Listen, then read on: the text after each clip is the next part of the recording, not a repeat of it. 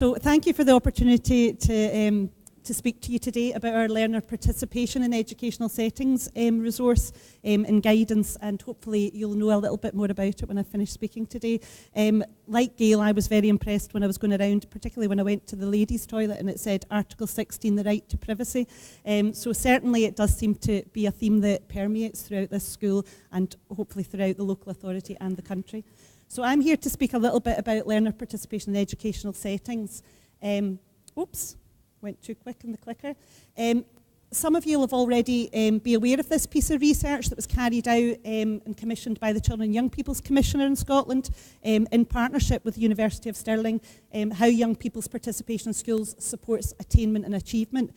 And really it was based on 7 schools that were noted to be higher achieving schools in terms of their catchment area, and looking at what it was about those schools in terms of what was specific to learner participation that contributed to their attainment and achievement, and really found that, surprise, surprise, that they were using learner participation throughout many arenas in the school in a very constructive way. Children were involved in all the work of the school and were having their voice heard and participating. So that piece of research really led us on to looking at what are the arenas in which children and young people can participate, wider than just possibly our traditional view of decision-making groups that we've had for a long time. And why would we develop this resource? What's it going to bring to us? And I suppose the key things there are, that's quite a busy slide, but some of the key messages are, it's about delivering the aims of Curriculum for Excellence.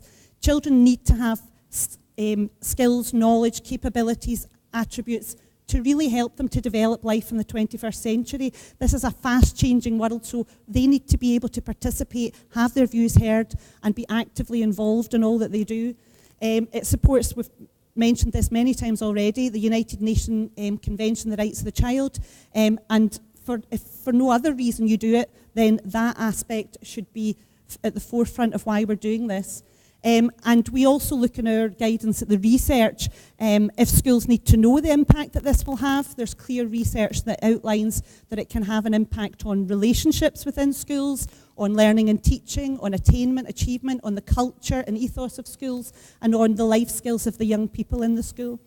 And it also supports the aims in many pieces of legislation in terms of taking forward the rights of the child. Children and Young People Scotland Act and the Education Scotland Bill, when it's enacted, has a very key role in terms of pupil participation, and we have worked closely with them, and many of the principles hopefully will be echoed in that bill when it is enacted as well. I'm just going to put that up there. I was going to take that slide out, but I think it's important just to remind us of Article 12, particularly because for a long time we've talked about the voice of the child, and I think that that's still an important component. But obviously there are other aspects to that article about giving it due weight in accordance with the age and maturity of the child. So we need to look at not just how we listen to children and young people and help them to actively participate, but we give them due weight to what they're saying to us when they have been given the opportunity to participate, and hopefully our guidance will help schools to realise that.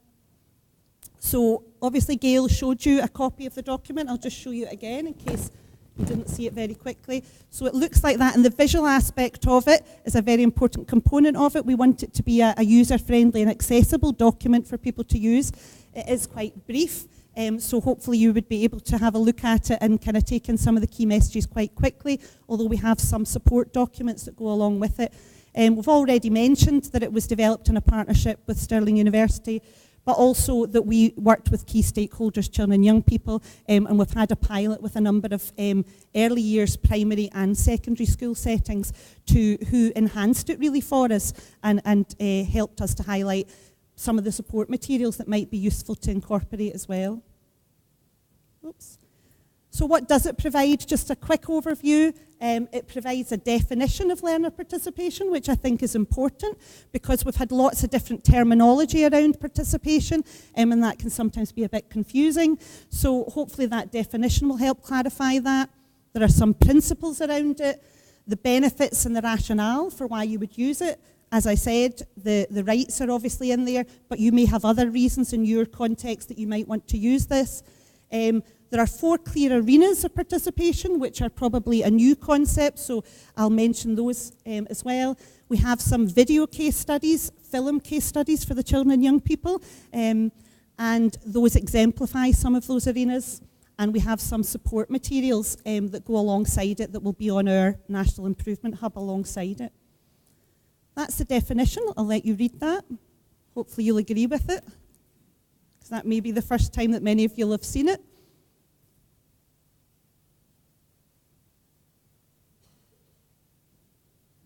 Okay, so fairly simple, but hopefully incorporates the main points and would be accessible to children and young people as well, who, as we said, are some of the main stakeholders in this.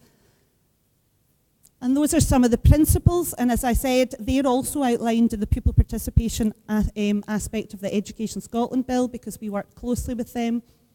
Things like equal opportunities for inclusive voluntary participation. You know, children and young people need to be able to say if they want to participate as well, but also that all young people are included in that, not just those young people who are confident and articulate enough to do that.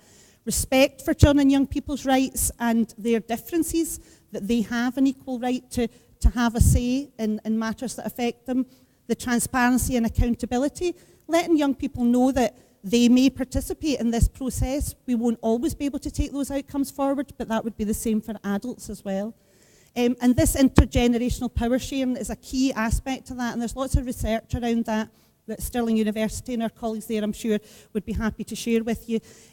But that children should be involved and young people should be involved in two-way communication that is impactful and that has their voices at the heart of that as well.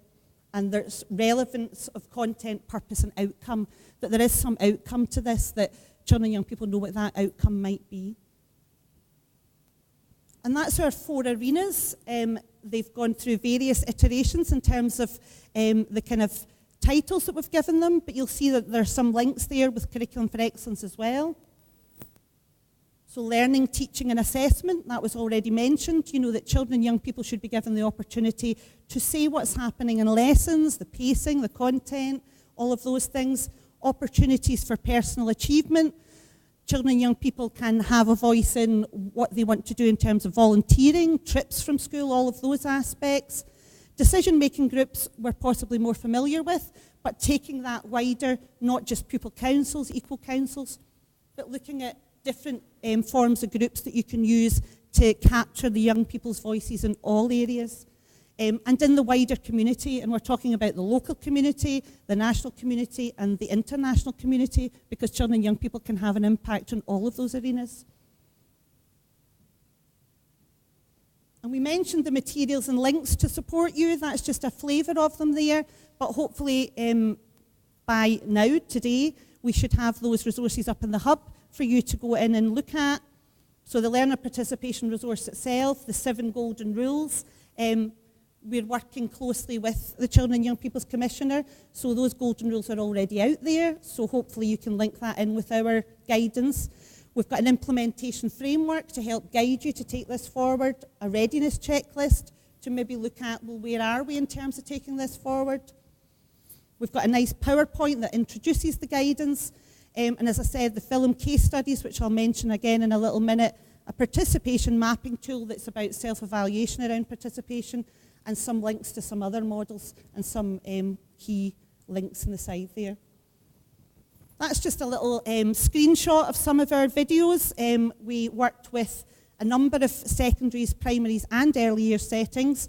Bearsden, St Eunan's in Western Bartonshire, Fergusley in Renfrewshire. We worked with Our Ladies in North Lanarkshire, and Braes High, which we think was in Falkirk. So we worked with these 5 schools, and they've exemplified what learner participation looks like in these different arenas. So, sorry, going on to your bit there, Patricia. So hopefully that gives you a quick flavour of what's involved in our learner participation, but I'll be around all morning if you want to ask questions, and our colleagues from Stirling University are up the back there. They can maybe give you a wave if you want to ask them anything about it as well. Okay, thank you.